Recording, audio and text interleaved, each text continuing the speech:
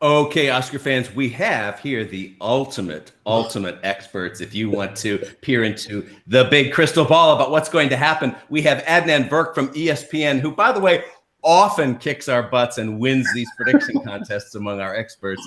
And of course, Chris Beachum, our managing editor, who knows this prediction game so well, he actually builds the prediction center at Gold Derby. So I'm merely the spear carrier in this conversation, but I will guide this to say, Adnan, I'm going to give you an open platform here. I'm not even going to ask a question other than, what do you think what's the big story among predictions right now? Set it up. Tom, first and foremost, excellent poor mouthing by you. This is what Lou Holtz used to do at Notre Dame for years. I don't really know what I'm doing. These other guys are great.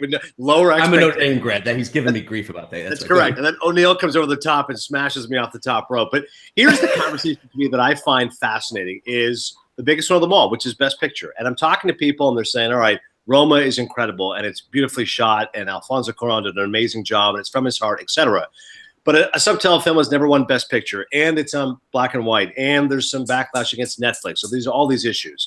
And then I hear people say, well, Star is Born it's a huge commercial success. It really came from Bradley Cooper's heart. I believe he has an excellent chance to win Best Actor. Lady Gaga may win Best Actress. But do you really think a film that's a remake of for the fourth time is going to win a Best Picture? Is that really what we're looking at here? Maybe a film like Vice based on, but then you say, hang on a second, a Dick Cheney biopic is going to win Best Picture? So I find it interesting that normally I think all of us feel like there's a few films we're looking at, but to me, why the race is always so much fun is that there's no clear choice frontrunner, and each film that I think is in the mix has several drawbacks that you could point to. Yeah, but Chris, you're such a great student of history. Remind Adnan here that everybody said an X-rated movie could never win Best Picture until Midnight Cowboy did. Everybody said, oh, these fantasy movies don't have a shot at the Oscars. And of course, the first two installments of Lord of the Rings proved that prophecy true until the third installment came around, right, Chris? Rules are made to be broken. Teach Adnan a couple things here. They are, and I'm also thinking about 3 years ago with Spotlight. We all knew it really could only win probably screenplay and picture. And we were saying, and a lot of people were saying, no movie's going to win just screenplay and picture. It's got to win a bunch more. So with so many new voters in the past 3 years, thousands more voters and more diverse voters from all over the world, I think rules are made to be broken more than ever now. And but of the ones you just mentioned, Adnan, the one I've still got in first place, I've had it there for probably 6 or 8 weeks, is A Star is Born, because I think it might be the kind of movie we know it's going to get 8, 9, 10 nominations, somewhere in that range at the very minimum. And it's just a crowd pleaser. Not that it's an upper of any kind like Mary Poppins, but it's, it's a downer of a movie at the end, but it's so well crafted and people just seem to, the mass public as well as the people within the industry really seem to be enjoying it.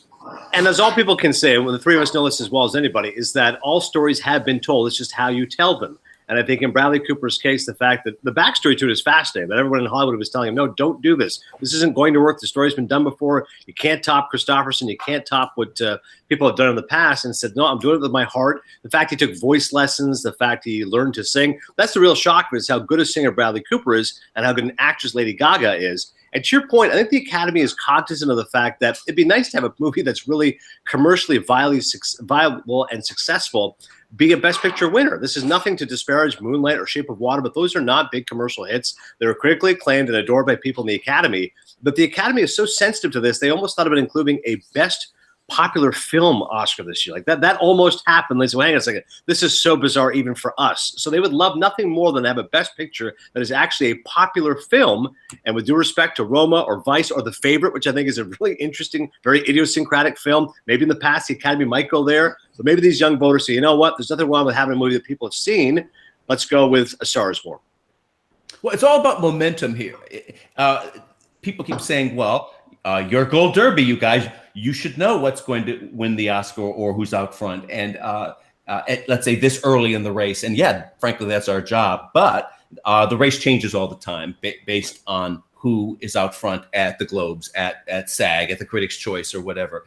And to quote the great Cynthia Swartz, one of the greatest Oscar campaigners ever, and I would ask her, for example, why these Oscar voters are the most stubborn people in the world. They are these pampered egomaniacs who insist on asserting their own opinion everywhere except the Oscars. They're sheep at the Oscars. They just follow along. Here they are constantly throwing tantrums on the sets of movies to demand their green tea at room temperature. But when it comes to, they just follow along everyone else when it comes to awards. And her answer to this was just priceless. She turned to me and she said, "But Tom, everybody wants to be on the winning team." So it's such an insight because it's so true. And generally, the best rule of Oscarology, I would say, is follow the pattern, the trend of how these awards are breaking, and then on right before the Oscars, when you're filling out your revised predictions at Gold Derby or your office pool, allow yourself one or maybe two places to take a left turn because the Oscar voters do that. They don't follow everything. But in general, it is a race and things fall behind and are out front. And at this point, it's really hard to see what has momentum. So, anything is possible at this point in the race. I don't know if you guys just saw this, but in the last 48 hours, the great Ann Thompson changed her prediction for Best Picture to Black Panther. Go, Ann! You know what I mean? This Best Popular Picture thing you're talking about, Adnan. Ann is one of the most esteemed Oscarologists on the planet. She knows this game just about better than anybody. And she may be just having fun. I haven't talked to her in the last couple of days. She may just be having fun with this prediction. But on the other hand, it could happen if the Film Critic Awards, if they get permission to do it someplace else. Yeah, well, that's a big part of it too, Tom. This is why it's tricky for us that people say, well, you guys should know all these things. But of course, as each category starts to get released on nominations, then it becomes easier. The Globes, Screen Actors Guild, Directors Guild, et cetera. Then it starts to separate a little bit. But to your point about upsets, I felt pretty confident last year that Three Billboards was going to carry the day because the actors loved it. You had great acting performances. McDormand wins, Rockwell wins, and it doesn't win Best Picture. So to your point, Black Panther's intriguing. Again, if it gets a bunch of nominations, if Coogler gets nominated, okay, the director, that helps. If you get a Michael B. Jordan supporting actor, that would certainly help its candidacy. If it's not just picture and special effects categories, if you can get one acting nod and a director, then I think that could gain some steam. She's on to something. Adnan, you just joined Broadcast Film Critics Association, of which I'm a member of the Critics' Choice. That group could pick Black Panther.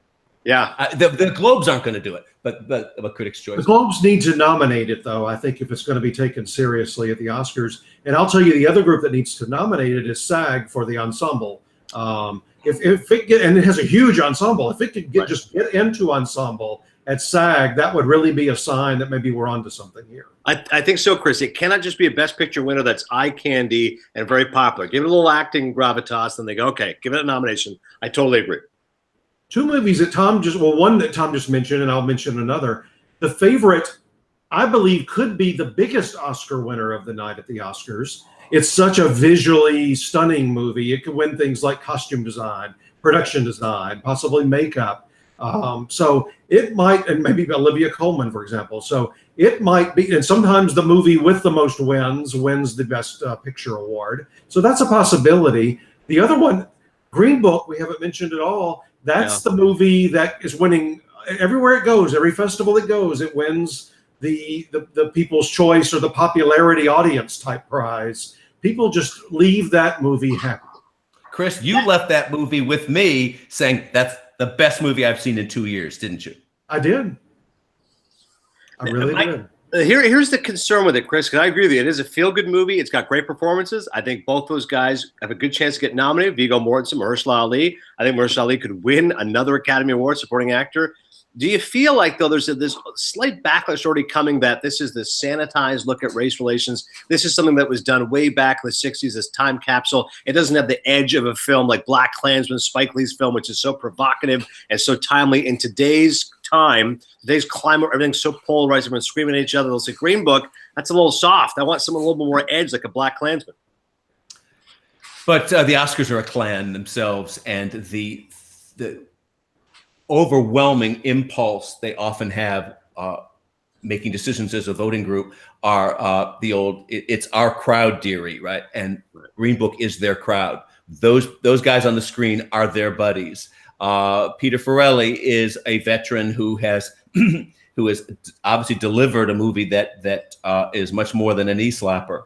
And they have to feel a personal connection to the film they're voting for, emotionally vested in it. And this is the one that gets them up on their heels at the end of the movie cheering. And that's Slumdog Millionaire was an example of that. And, you know, Argo, Chariots of Fire had that rooting factor, that ferocious rooting factor. And that could carry the day here. But it's my number one right now, but I'm not totally confident of it. But I love how, as we talk about all these things, you can see each of these scenarios play out.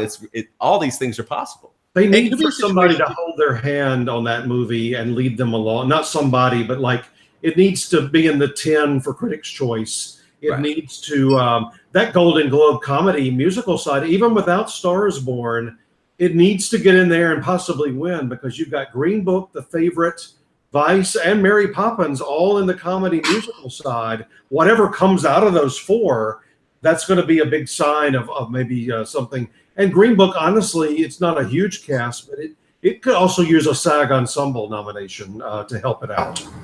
And to your point, Chris, about The Favorite, I mean, that is definitely an original film. It's a unique film. It's beautiful to look at, and it's very idiosyncratic. That director, Yorgos Lanthimos, we know has made quality films in the past, Killing of a Sacred Deer, The Lobster. Again, not mainstream films of people who love movies and are into that zeitgeist, know how talented he is. And I think The Favorite, I agree, that could gain some momentum. You could have 3 nominations from the actresses alone. You could have Emma Stone, Rachel Weisz, and Olivia Colman. And it's kind of in the way that Moonlight satisfied viewers who are younger and different. I can see The Favorite appealing to younger viewers saying, you know what, this is not your mother's costume drama. This is not the period piece I'm used to. This is a little bit... I wouldn't let my mother's favorite. My mother was a rosary bead clutching old school Catholic, you know, who was if somebody said "damn" at a party, she'd shriek and flee. I mean, can you imagine her? She'd have a heart attack. A couple of scenes Mama O'Neill would not be able to take well. I can picture. You know what, The Favorite, though, now that we're talking about it a little bit, it's the only movie I haven't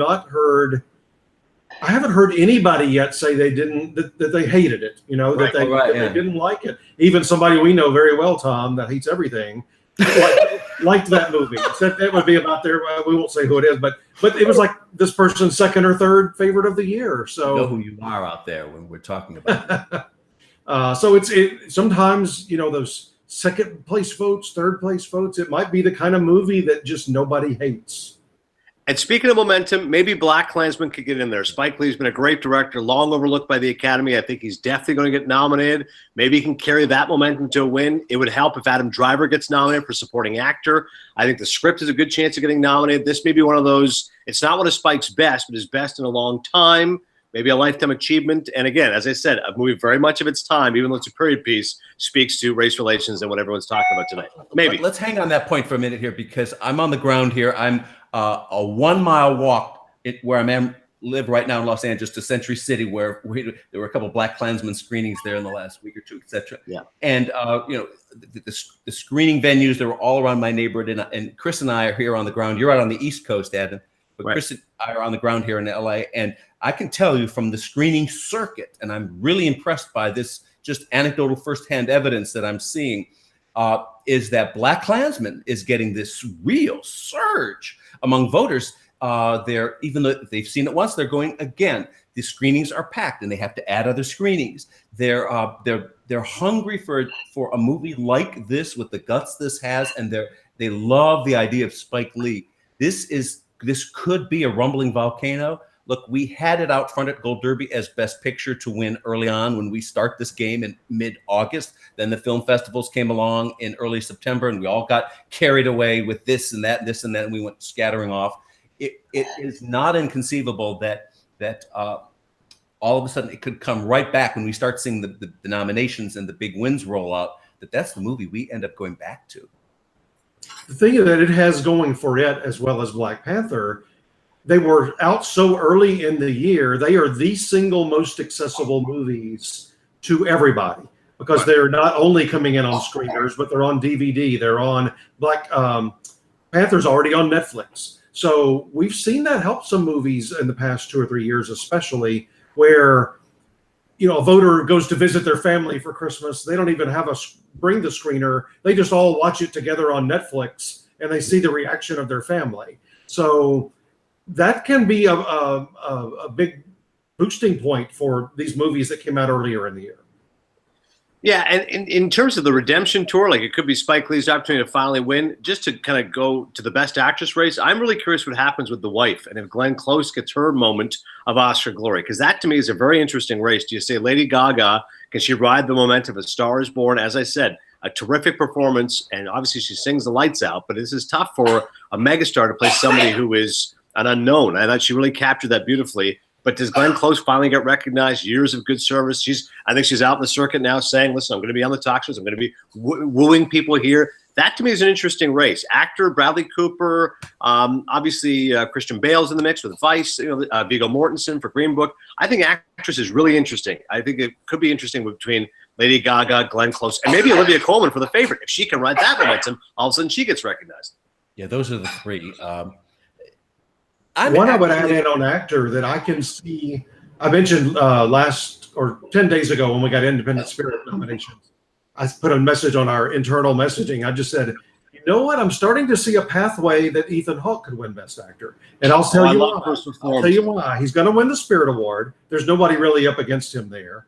He's probably going to win at least a couple of the smaller, I wouldn't say smaller, but the individual critic groups, like a New York Film Critics Circle or a Los Angeles or something like that. He's going to start being on stage a lot. And he's somebody, this will be his 5th Oscar nomination. So the narrative is just as almost strong for him as it is for a Glenn Close, who would be on her 7th. Chris, if I could see you, I would hug you, because every year we always have a couple nominations that we root for, and we try to be impartial and say, here's what people are saying. But in my heart, the film that I loved was First Reformed.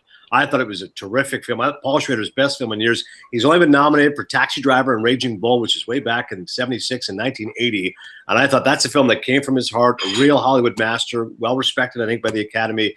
And Hawke's one of those actors for years has done brilliant work. Nominated, as you mentioned, for the acting, but also for his writing, his association with Richard Linklater. God, I would love to see that be one of those movies. As you said, if the indie wave can carry it to say, listen, be with the big boys. I've got Hawke right now nominated. I've got him at the number 5 spot for Best Actor, and I've got Schrader in there as well for Screenplay. It's a beauty to me. This could really happen. Let's talk about this.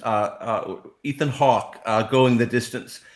The power of that movie, it has a problem. Chris and I were talking about this the other day, which is that his performance, he doesn't have the big theatrical outburst scene. It's a very quiet kind of smoldering performance. But boy, there's the heartache of this guy's inner torment about life comes through every single moment. And it's very, very powerful. I rewatched it this past week, and I rewatched that plus The Wife. You had the long holiday weekend, and I was fun weekend for Tom O'Neill. But it's I was just looking at it again, saying, these are in Glenn Close's case, the performance is so understated for 2/3 of the movie, and then of course she has her big last third of the movie, which really comes out roaring in terms of the theatrics and the fireworks that the voters look for. But and it's not a transformative performance. In Glenn's case, it's Glenn Close up on the screen. Sometimes you get penalized for that. But in this case, Ethan Hawke, you really believe he is this disillusioned or priest who is wrestling with the big issues. And he's that kind of actor that I think he's going to wear very well on this awards circuit. Doing the parties, the receptions, the red carpets, the interviews and such. He's very well spoken, also a writer, as we discussed.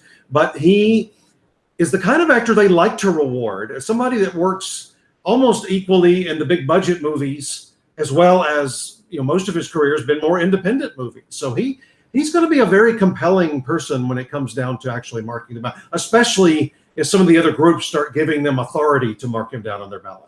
Andy took a well-publicized shot at superhero movies by saying that, listen, Wolverine is fine, but why in the world is that Best Picture? So anybody who didn't like Black Panther or doesn't want to see it win Best Picture will say, all right, I'm definitely supporting Ethan Hawke. Here's a movie, guys, I want to get your take on, because this is, to me, is fascinating, is Can You Ever Forgive Me? Too small, probably, for Best Picture, maybe a nomination.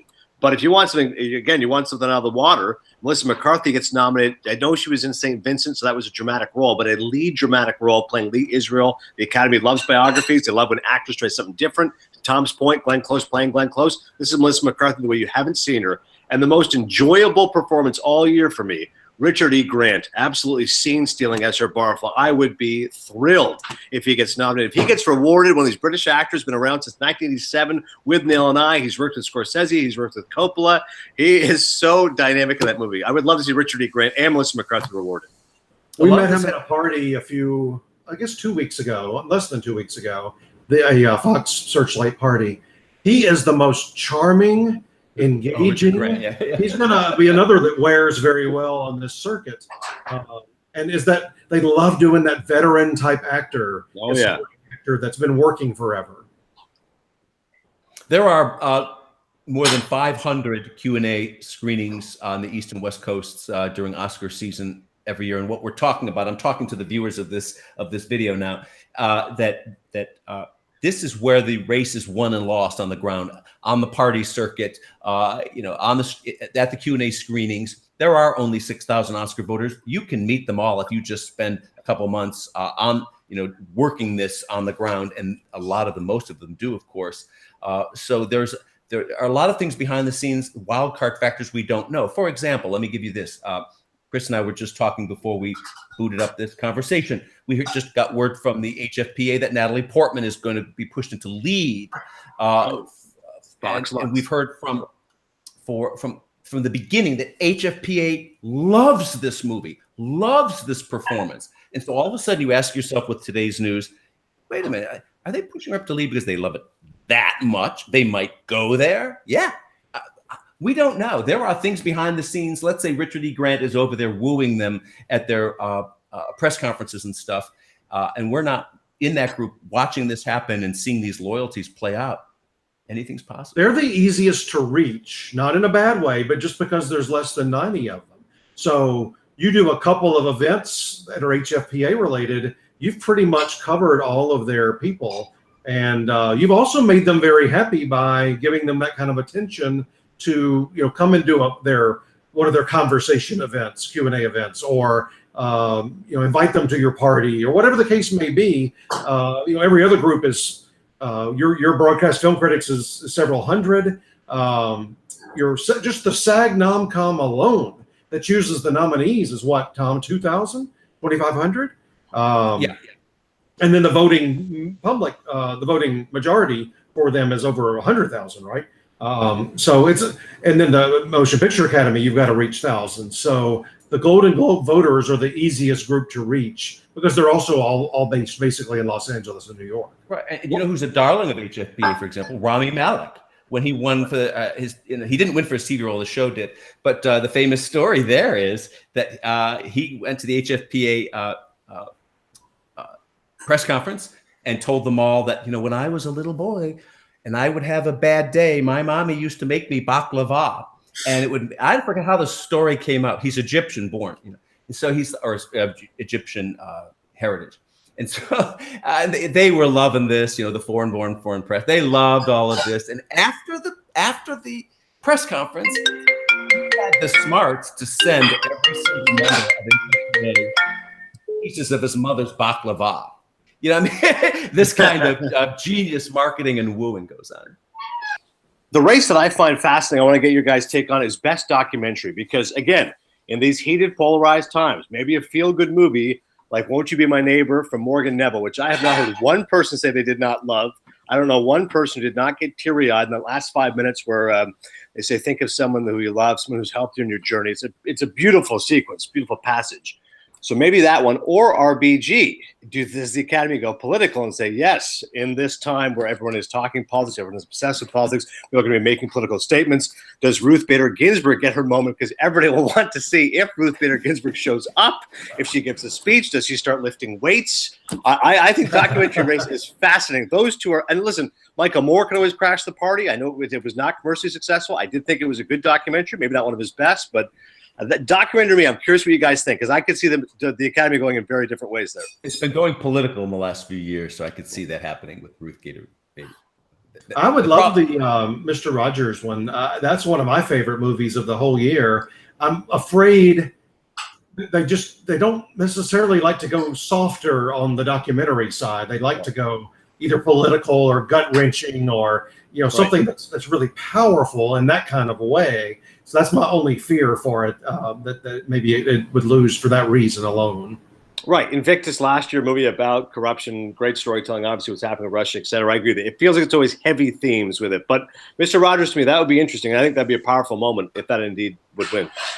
Oscar voters sometimes do vote with their hearts, which is shocking because we didn't know they had any. They're in Hollywood. We're going to wrap up here, and we're going to say, Adnan, let's check in again in a week or two as this race unfolds and get your take. But don't beat me this year in the prediction scores. Let me have 1 year where I do better than you and Chris. I know I'm not going to win at my own website anymore because I'm an idiot, but I would like very much to at least do a little bit better. Okay. You're not an idiot, Tom. My favorite story that you ever tell me is that you're hobnobbing with these rich and famous, these wonderful people who've dedicated their lives to entertainment, prognosticating, and they go, who in the world is this Virk guy from ESPN? And how in the world, who is this guy? Does he actually exist? We do get that a lot. We do.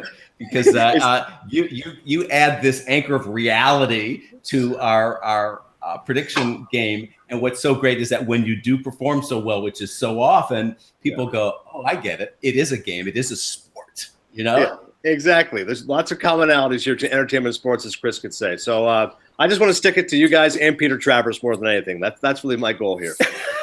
Game on. All right. Thanks a lot, Evan. Thanks.